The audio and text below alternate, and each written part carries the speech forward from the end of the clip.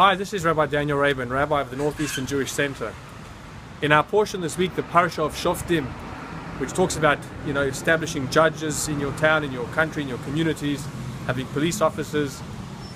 In our portion, it also tells us that we also not only have to set up a system of law, but the Torah tells us tzedek, tzedek tirdof, that we should try and pursue righteousness. We should try and pursue doing the right thing.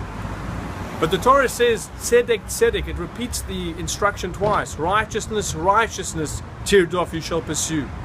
And the obvious question is, why repeat the word tzedek twice? It could have just said tzedek tirdof, pursue righteousness. And I believe there's a very beautiful and simple message that the Torah is trying to convey to us. When we're in our pursuit to try and do the right thing, to try and improve on ourselves, to try and do things in a good way, often we may do that at the expense of somebody else. So for example, I decide I want to go out and improve on myself, and I want to get up every morning and go to the minyan and daven early, or get up early to study. So I may set my alarm clock and say, look, I want to be righteous, I want to do tzedek. But I set the alarm and it wakes up every single person in the family as well.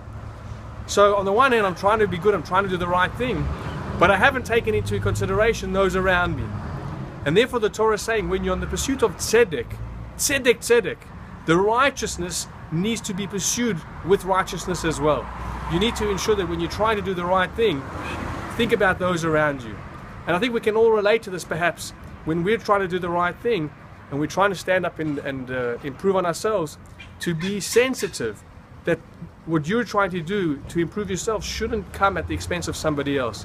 And therefore tzedek, tzedek, tirdof is necessary for the Torah to repeat it twice, that the righteousness itself has righteousness within it.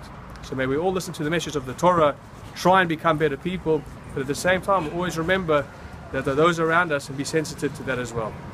Wishing you Shabbat Shalom, and see you next week.